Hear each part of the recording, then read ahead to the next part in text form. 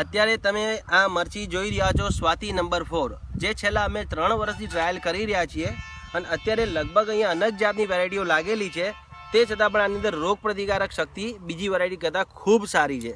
ખૂબ સારી એટલે એમ જોવા જઈએ તો બીજી વેરાયટી કરતાં મતલબ બેસાડ પણ સારો છે, બીજી વેરાયટી કરતાં વહેલી પણ ચાલુ થઈ છે અને કલરમાં પણ એકદમ સરસ તમે જોઈ શકો છો.